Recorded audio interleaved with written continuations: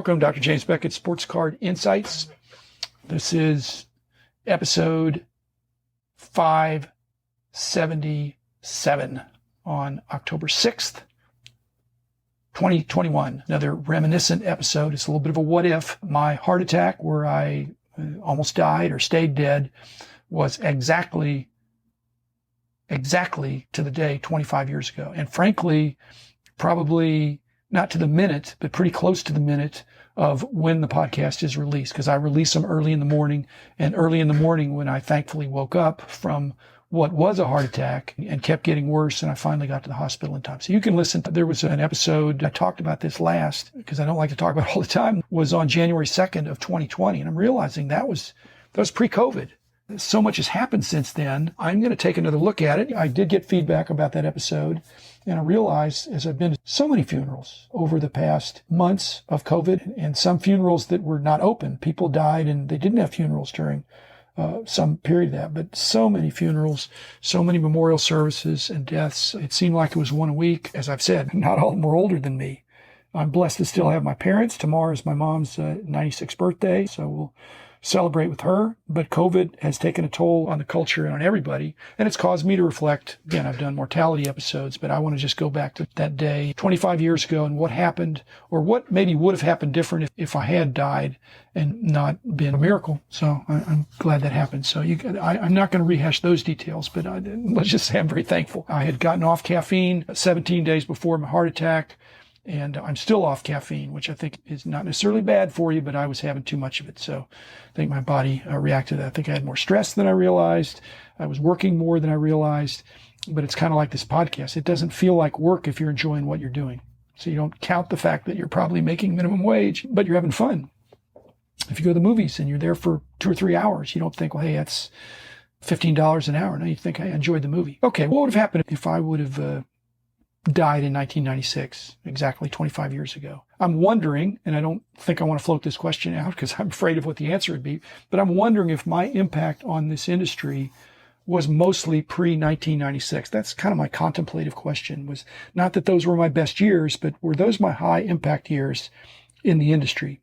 Of getting the price guides going, the annual price guides, the monthly price guides, really establishing the monthly magazine as a staple for the local card shops. Those were just great days. Some of that was junk wax era, admittedly, but there still was a lot of enthusiasm. I think pre-96, I would still go in whatever hobby hall of fame or something. I had made contributions, and that would have been fine. I would have been eulogized in some nice ways and all. Okay, what would have happened to my company? Would there have been a power struggle in my company? I don't think so. I think there would have been an orderly transition, as there was after my heart attack when I wasn't really able to be active for a while. But I think the company would have been sold if I would have died 25 years ago. So it would have been sold, I think, shortly after that. I know Upper Deck has continued on with Richard McWilliams' widow, and every circumstance is special and different. But I think my company would have been sold. Now, if it had been sold in 97 or 98, probably the interesting thing about that is that if I've made an impact on this industry, what many people point to is not always just the price guides or the Beckett marketplace. They point to Beckett grading. And so I'm wondering, if I would have died in 96, would we have started grading? I think absolutely. There still would have been a Beckett grading. But with a different ownership, I bet it would have been done differently. And that's what I want to walk through today, is that after my heart attack, again, I'm around, but in real life, we did have interest from eBay and Yahoo and others that were interested in buying not our company, but buying the digital aspects of our company, which would have involved probably splitting our company in half. And they wanted to keep all things digital. I'm not sure where grading would have fit into that. Some of those talks, I think, were pre-grading. But I was the holdout. I did not want to split up our brand into two different entities. If I had died, I'm not sure a new ownership regime would not have had a different vision to take the money. And especially because it was a lot of money at that time. Okay, another aspect of that would have been, how would BGS have been different if there were different ownership when it started? As I've said, I think it would have started sooner because I think I was the holdup. I wanted to see all the process. I'm a very detail-oriented guy. I had fabulous members of my team involved who were highly recommending it, and really every question I had for them, they'd come back with excellent answers so that this thing really looked like it was going to take shape. However, as you can see, when you look at in the competitive landscape and look at PSA, and I've had Nat Turner on, and PSA has done great. There's no question about that. But when we started BGS, my concept was I did not want to be a Me Too service to say, hey, PSA is doing great. At this point, this is the late 90s. We just need to jump in and compete with them. And we don't need to make it that much different. There's Hertz and Avis, and there's not a whole lot of difference between Hertz and Avis. But that isn't the way I like to do things. Now, my point is that may have been the way that a different entity owning the company would have handled it. Because I was the owner, I think I made it more complicated. And I think I made it less profitable. Well, now, in the long run, I think it's appropriately complicated and it's appropriately profitable. But when you look at some of the decisions that I made and that I either encouraged or approved, the inner sleeve is additional cost. The more substantial holder is additional cost.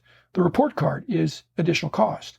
The bronze, gold, and silver and black metallic labels are additional labor and additional materials and a further complication. The algorithm for getting the grade that would not be a simple average. The half-point grades. I think a lot of those things were not well established and were more complicated, marginally less profitable than PSA, even not charging according to the value of the card, which we could have done that.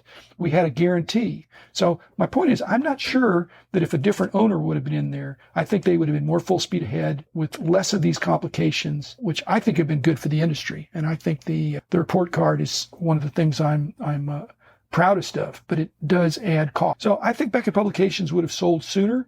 Would it have sold for more? Again, that's not my call. And I don't think that was ever my decision point of when to sell would be based on the amount of money. In late 2004, it just seemed time for me to pass the baton and to bring in new ownership that would energize the company. I think it did. And there's been two sets of owners since then. So if I had died of a heart attack in 96, I think it just would have accelerated that.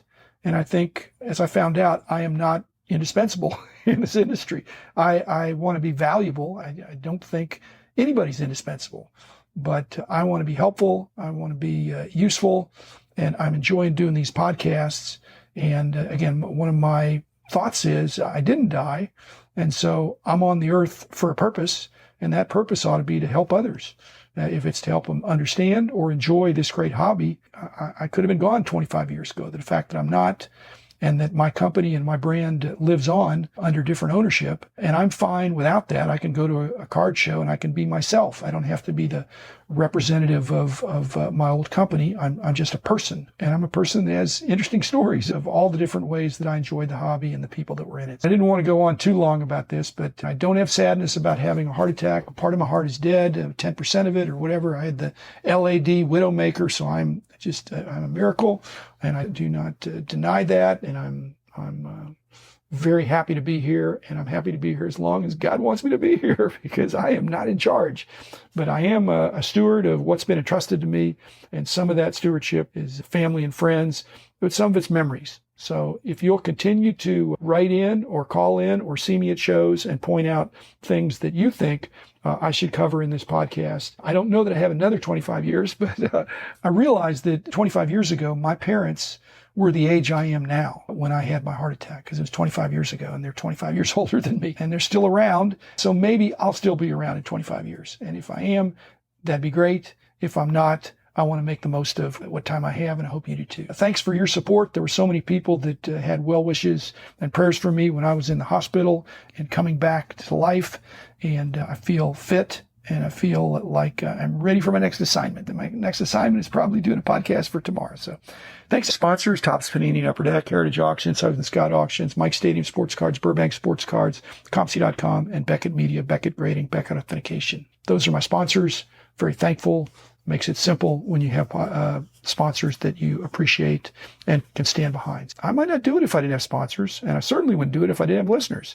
And I probably wouldn't do it if I didn't have co-hosts and guests that I really enjoy being with. Not just Rich, but you can tell by some of the people that I've had on, recurrent guests, that I enjoy those interactions. I will be back tomorrow, or at least I plan to be, Lord willing, and I will look forward to seeing you at the next show and continue to enjoy collecting.